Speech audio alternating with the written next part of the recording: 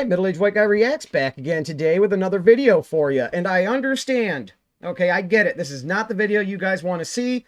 Most of you probably didn't even click on it. And that is 100% A-okay with me. I realize I do not have an audience for Browns-related content, seeing as this is a music reaction channel.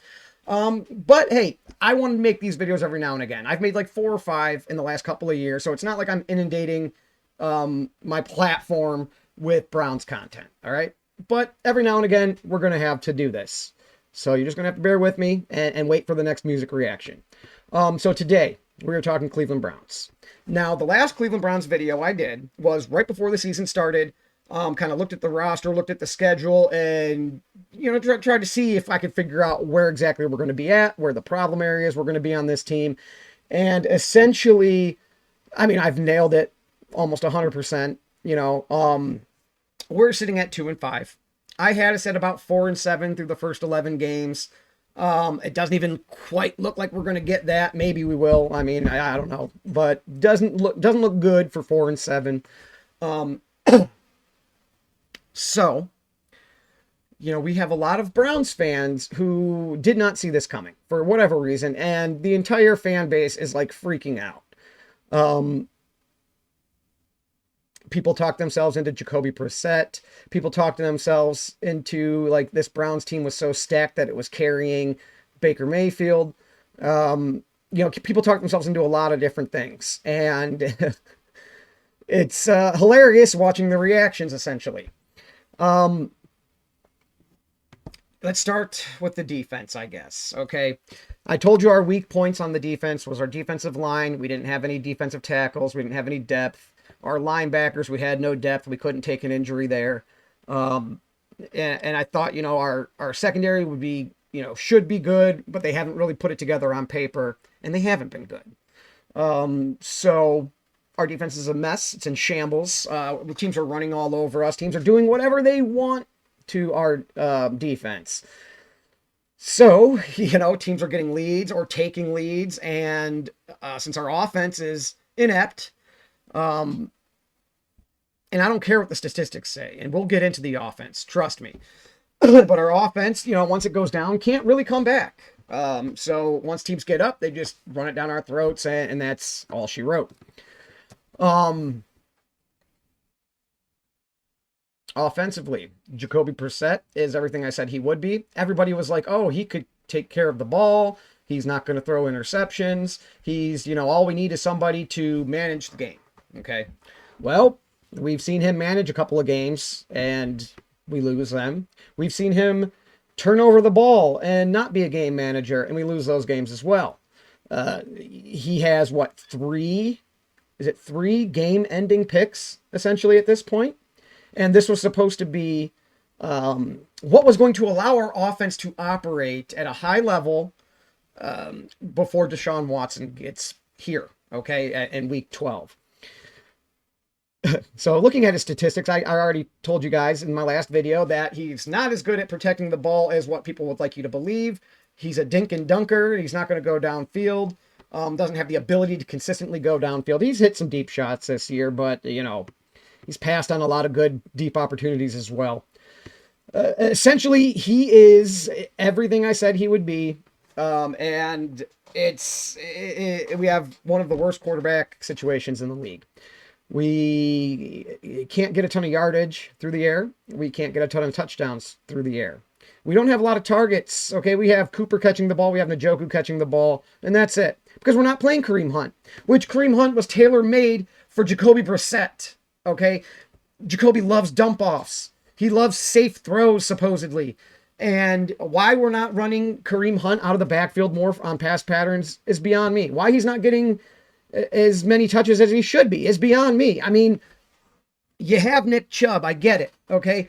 But what made Nick Chubb dangerous is that Kareem Hunt would be coming in to take the load off of him.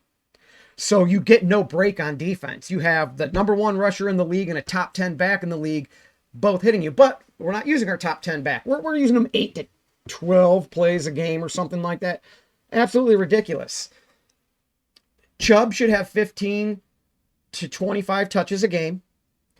Hunt should have 10 to 15 at least. 10 carries, 5 receptions. Chubb should have 15 to 20 carries and a couple of receptions. You don't even need to throw it to Chubb. Forget that. Give him 20 carries, give Hunt 10 carries, and get Hunt out of the backfield, catching the ball 5 times a game. Like, why are we not doing that? Well, I know, I have a feeling I know, is Hunt has pissed off the Browns front office and particularly Kevin Stefanski. So this is his punishment. We're not going to use you, and we're going to basically kill your market. We might trade you for a 6th in the next week, 6th rounder, you know, or we'll just play out the rest of the season this way and we'll let you go in the off season. You know, trying to run the offense through Amari Cooper and Nick Chubb is not enough. It's not enough. Especially when you have Jacoby Brissett at quarterback. Okay, so why we aren't running Hunt out of the backfield, getting him involved in the offense, making teams account for him, putting Chubb and Hunt on the field at the same time, it's maddening. It's maddening. That's, you know, Hunt is your second best offensive player. At the worst, he's third best. If you want to put Cooper over him, you know, you'll get no argument from me. So at the very least, he's your third best offensive player, and he is on the field, 15, 20% of the game. It's mind-blowing. It's absolutely mind-blowing. But this is a product of having a front office that is filled with the smartest guys in the room. Okay? They outthink themselves more than other teams, coaches, staffs do. All right. So like Stefanski, his thing is, you know, we're running the ball. We were having some success running the ball early. Oh, this team's definitely going to adjust, so we better start throwing it. And then, you know, we go stagnant for a couple of quarters, and then at the end of the game, he's like, oh, we can't throw the ball. Let's start running it a little bit more. And then we score a couple touchdowns, and, you know, there we are. But it's like, Kevin, okay? Make them stop your run game. Make them stop Chubb. Make them stop Kareem Hunt. And then start throwing the ball around. You know, you're assuming that they're going to make adjustments and stop things. And you're not forcing them to. So, I don't know. It's just, when I look at this team, everything I said in that last video has come to fruition. Almost everything, 100% the way I said it. And me being... You know, I played high school football. I played flag football, okay, from 20 to almost 30. I am an average Joe, okay? So if an average Joe can sit here before the season and says, this is going to be a problem, this is going to be a problem, that's going to be a problem, this is how teams are going to beat you, and this is how you're not going to be able to win, and then it happens...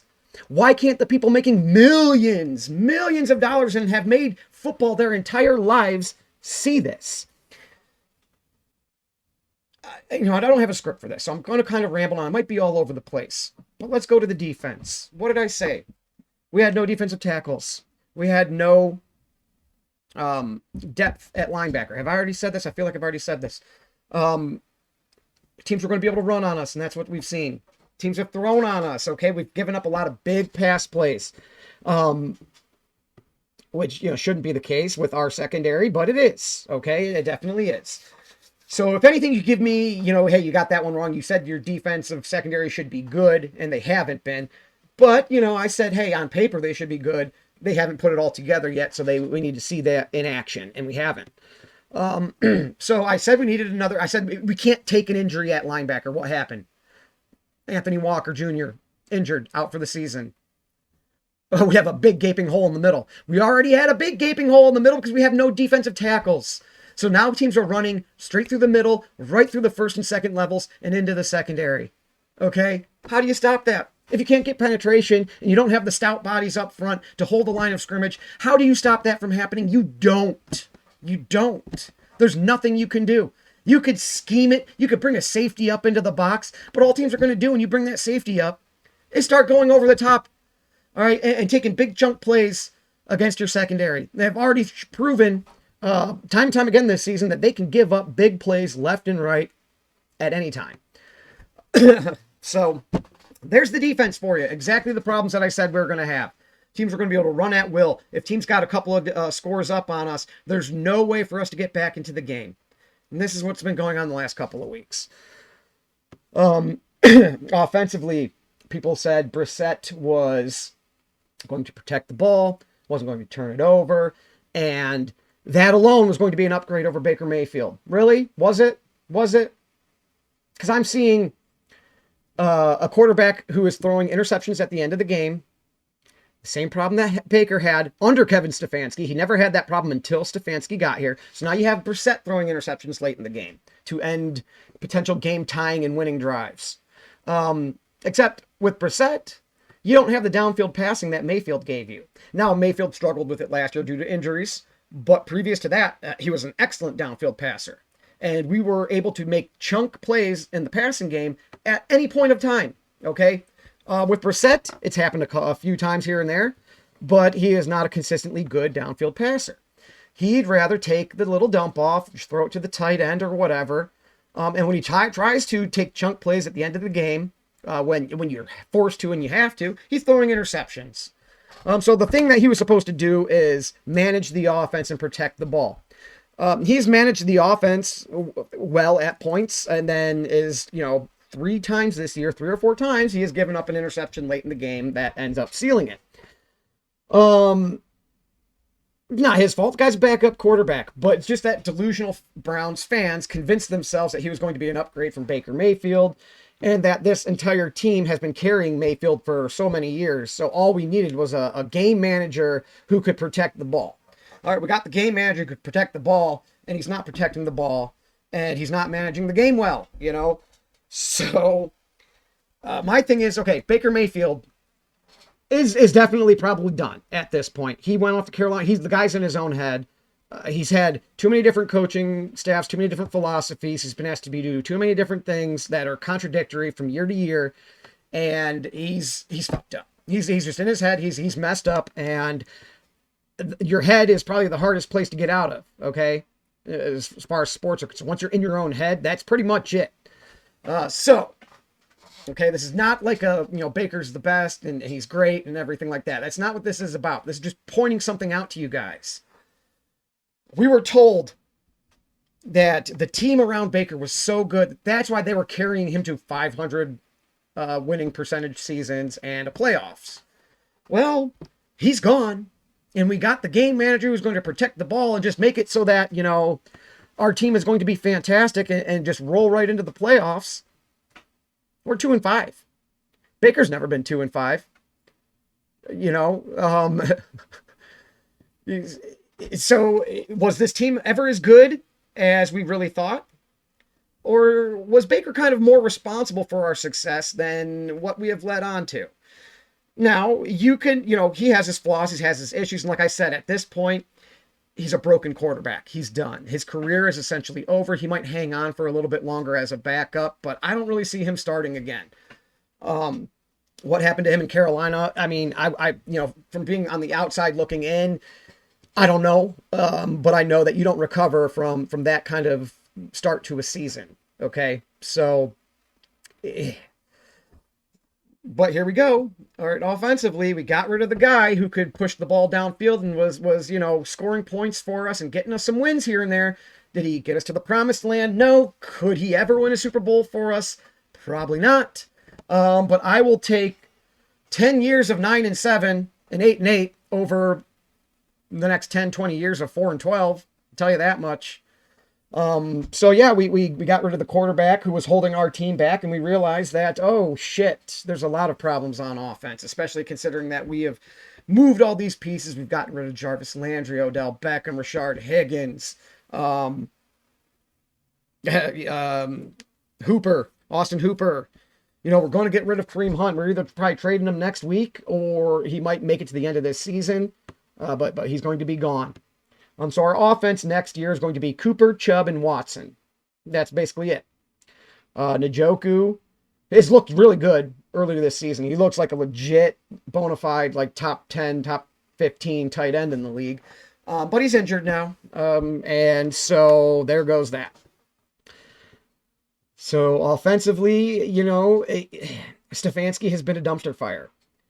He, like I said, he is his own worst enemy. He is the smartest man in the room, so he is trying to adjust before teams are making adjustments, and it's killing any flow to the middle portions of the game. He runs wide when he should run up the middle. He runs up the middle when he should run wide. He throws when he should run. He runs when he should throw. It's just all over the place. And I know a lot of this stuff you could say, hey, hindsight's 2020, and since it didn't work, you complained about it. No. I will complain about a play call as it's happening, even if the result is like a first down. If it was a stupid play call, it's a stupid play call. Just because it happened to work doesn't mean it was a good play call. So yeah, you know, it's just his play calling has been weird this year. And you have a quarterback who can't throw the ball deep. So the last like 2 or 3 weeks, what have you been doing? Forcing him to throw deep, you know, because why not? Last year we had the quarterback who could throw deep when he wasn't injured, and we put him in a 20-yard box. And we made sure that he dinked and dunked. Now you got the dink and dunker, and you want to go deep. It just, you know, he's not going deep all the time, but like they're picking some weird spots to go deep. And it's worked at times and it hasn't at others. And, you know, because he's just not a consistently accurate downfield passer. And like I said in that other video, though, you have to take those shots. You do have to take those shots during the game. The spots that they're picking to take them, though, some of them have been good. Some of them have been good. Some of them have worked. Sometimes it's kind of head scratching, though. So, you know, offensively, we've been statistically very good.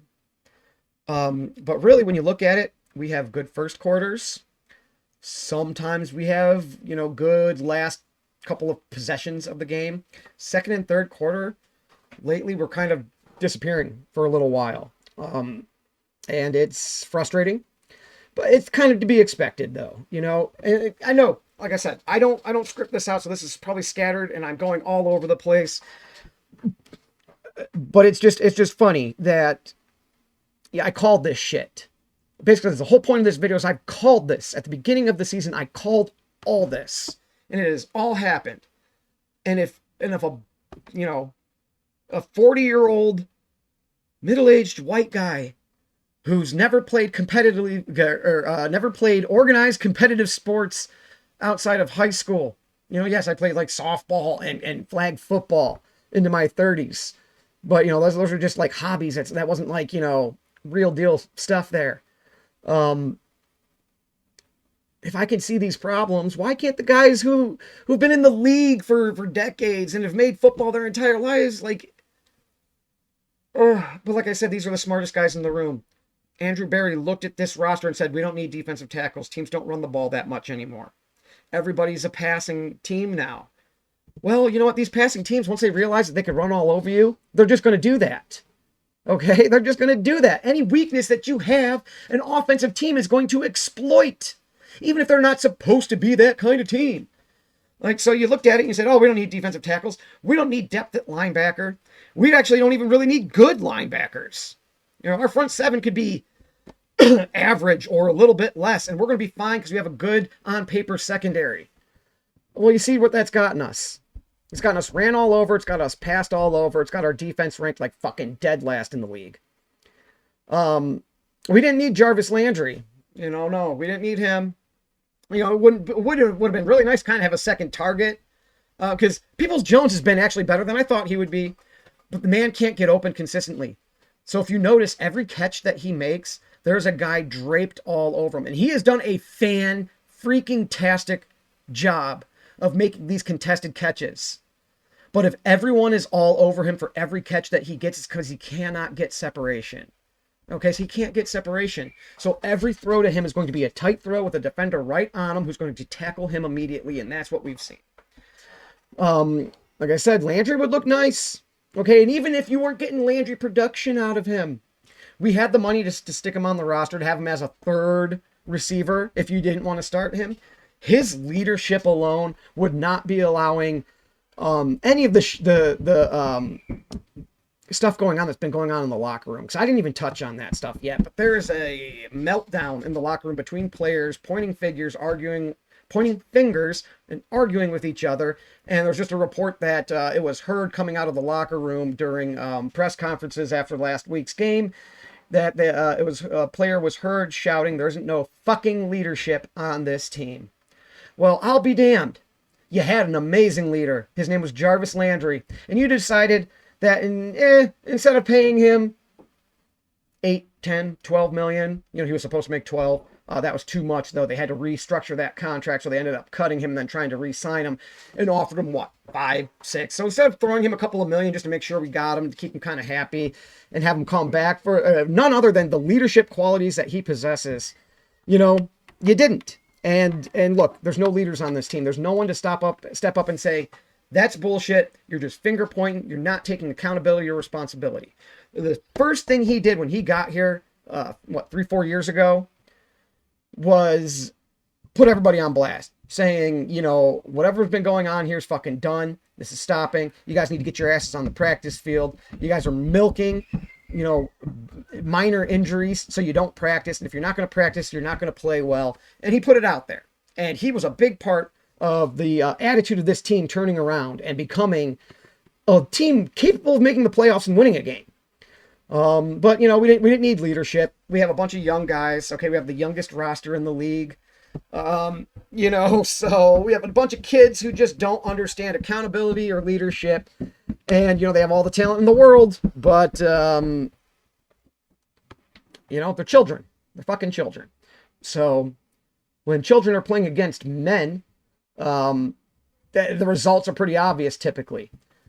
So, that's been kind of what's been going on with this team. It's a mess. It's exactly what I said it would be. Can't stop the run. Too soft up the middle. Don't have a good front seven on defense. That's affecting our secondary offensively. We won't be able to stretch the field, get people deep, score in bunches, which we haven't been able to. The one thing I thought would be good would be Kareem Hunt getting a ton of catches out of the backfield, and he's just not playing. They're not playing him because he pissed somebody off. So, we gotta really stick it to Kareem Hunt now, to prove our point. Just like Stefanski did to Baker last year when Baker came out and said we need to be more aggressive on offense. He decided to go 4 wide the rest of the season with 3 tight ends and 1 receiver on the field and have fucking Baker do a whole spread offense downfield passing thing with fucking tight ends instead of receivers. So I feel like that's kind of going on again. And I said last year, at the end of last year, that if that was the case, if Stefanski was actually doing that to Baker, very bad look for him. And he's not the coach that we need. And look, this year, a player talked out of turn and is getting the same fucking treatment. It's frustrating. And I said Barry gave up a year of our window by going after Watson, who was going to be suspended for this year. And 2-5, it's a lost season, guys. It's over. There's no playoff push. No, nothing like that's going to happen. The season's done. So we've given up a year. Now you need to try to hold the locker room together for the next 9 games. And they're already pointing fingers and blaming each other and saying that wasn't my fault and coming out in the media and saying, well, in that defense, I was actually where I was supposed to be. It was other people's problems. So the finger pointing, the blame games are already happening. People are already saying there's an accountability. There's no leadership on the team. This locker room by the end of the season is going to be completely lost. And when a coaching staff loses the locker room, they have to be removed because you cannot gain a locker room back after that. So Stefanski's getting fired at the end of this season, and we're starting a whole new rebuild next year. And guess what, guys? We have no fucking draft capital because we traded all of our draft capital away to get Deshaun Watson. For the next 3 seasons, we don't have a first-round pick. All right? So we have no way to fill these holes. The holes that we have created the last couple of years, getting rid of Sheldon Richardson, getting rid of Beckham, Landry, Hooper, going to be getting rid of Hunt. We have holes in the linebacking core. We need defensive tackles. We need a wide receiver. Backup running back, okay. But really, that's what made our team a monster this year is they had the 2 running backs to worry about, and now they don't. And next year they won't. It'll just be Chubb and maybe Dearness Johnson backing him up or Jerome Ford, and it'll be adequate. Chubb's still going to be amazing, all right? But they had an opportunity to really redefine how offense was played in the NFL, and they passed on it because analytics say that you have to do this, or the league's a passing league, so we can't win the ball running, or we can't win the game running the ball, which we were down against the Ravens.